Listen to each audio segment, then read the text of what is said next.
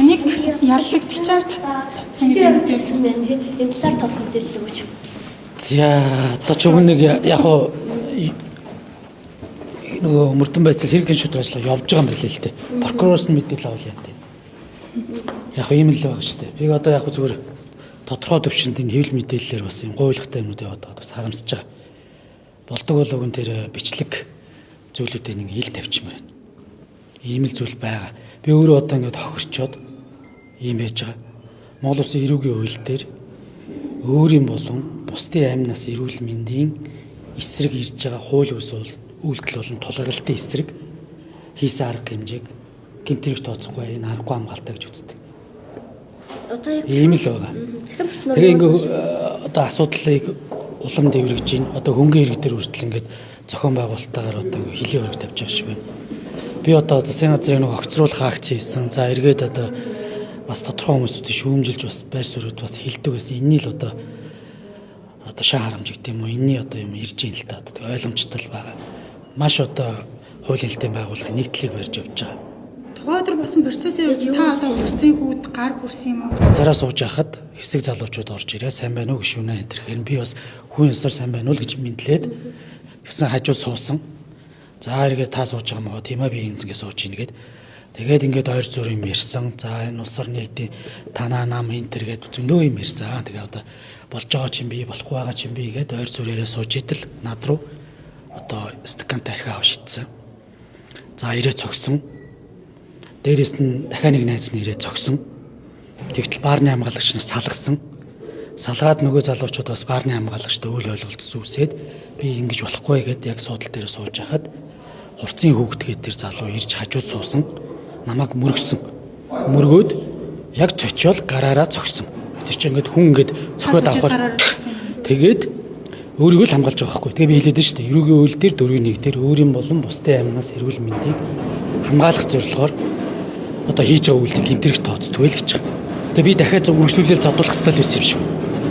Тэгээд би тэр баарнаас нь гараад явхад араас нэг найз нь бас шалгууцалтаж зогсоож байгаад нөгөөх нь нөгөө хоёр нь дахиад араас гарч ирээд дахиад зутсан. Ийм л зүйл байгаа. Тэгээ би одоо яг зүгээр нэгэн таар ингээ асуугаад байгаа учраас хууль хэлтийн байгууллага, прокурорын байгууллага энэ одоо тэр бичлэгийг ил тод тавих хэрэгтэй. Надад ерөөсөө тийм нууж одоо байгаад байгаа юм байхгүй. Яг болсон процессыг иргэд олон нийт мэдчихэж явахгүй бол зохион байгуулалтаар хэвлэлээр ялалдаг төрүүлээд буруу тушаа мэдээ өгдөг.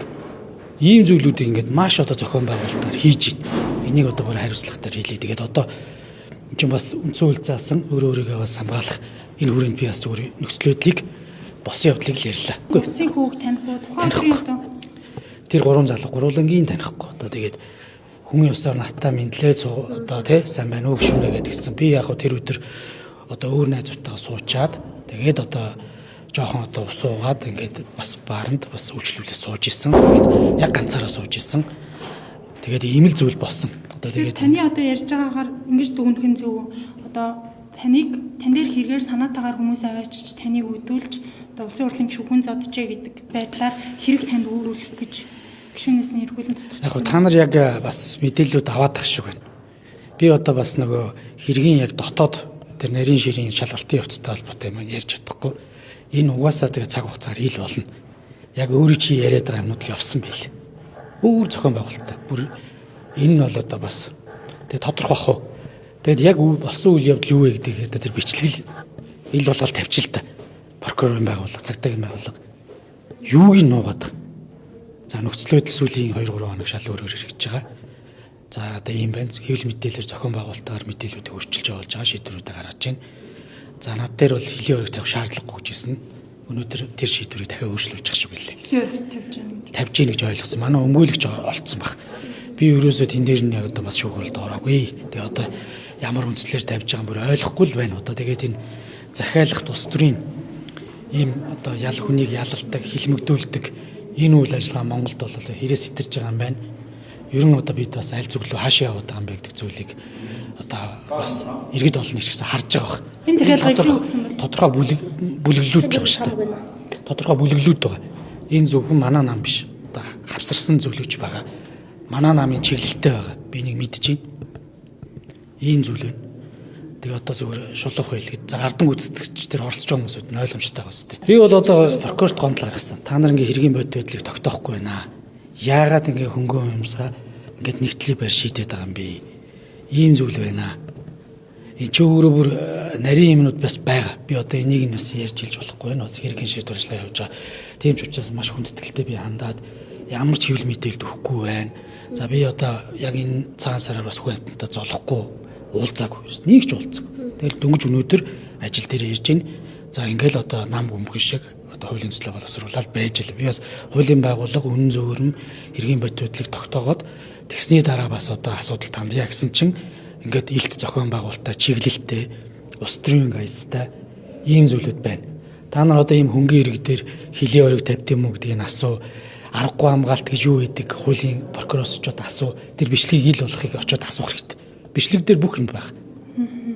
За танаа намын баг хурал сая хэдхэн хоногийн өмнө боллоо. Булган туяа амар баясгалан тэргүүтээ танаа намын хэд хэдэн хүнийг намын гишүүнээс нь түтгэлзүүлнэ гэж байна. Бас яг тэрний өмнө ерөнхийлөгч гарч ирээд улсын хурлын гишүүнийг эргүүлэн татах хуулийн төсөл санаачилж байгаа хэлж байна. Ингэхээр ер нь одоо бидний хайрцагт орохгүй, бидний одоо хийхсний хийхгүй даргалзаад байгаа бол та нарыг ер нь гишүүнээс чи эргүүлэн татдээ шүү, намаасаа хөөшүү гэдээ ер нь сануулга анхааруулга өгөөд байна гэж ойлгож болохгүй. Энэ дээр та ямар байр суурьтай байна гишүүний үед? Одоо тэгээд нөхцөлүүдийг бас олныг тарж байгаа илүү дээ. Миний хувьд бол одоо Монгол Улсын засгийн газрыг л огцруулах санаачлалыг гаргасан энэ хүрээндээ л байгаа. Бид яагаад энэ амнатын орлогыг тодорхой одоо авах ёстой, баялагын санд орох ёстой, улсын төсөвт орох ёстой орлогуудыг тий ингэж хөнгөлөлт нэрээр тэгээд тодорхой 3 сарын хугацаатай үйлчлэхээр шүү. Өгөөд ингэж одоо улсын төсөвт орох, баялагын санд орох ёстой орлогыг ингэж одоо тий хувийн компаниуд, ялангуяа нүүрс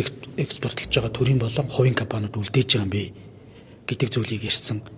Энэ одоо томилгооноос эхлээд хууль зөрчиж байгаа үйлдэлүүдийн л одоо сануулж ирсэн. Тэгээ энэ усыг үл нэгдэлтэй гаргаад шийдсэн. Тэгтээ энэ үйл ажиллагаанаас одоо улбаатаагаар одоо хорсод зансан цаашдын одоо юмнууд бол зогсохгүй байгаа. Одоо шулуухан хэлий. Байнгын юм байгаа.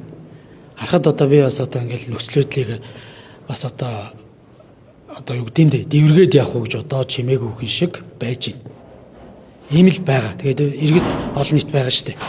Улсын хурл байдаг төрийн эрх мэдлийг улсын хурлын гишүүд өөрөөсөө хууль бусаар аавна гэж байхгүй. Энийг л одоо ойлгох хэрэгтэй.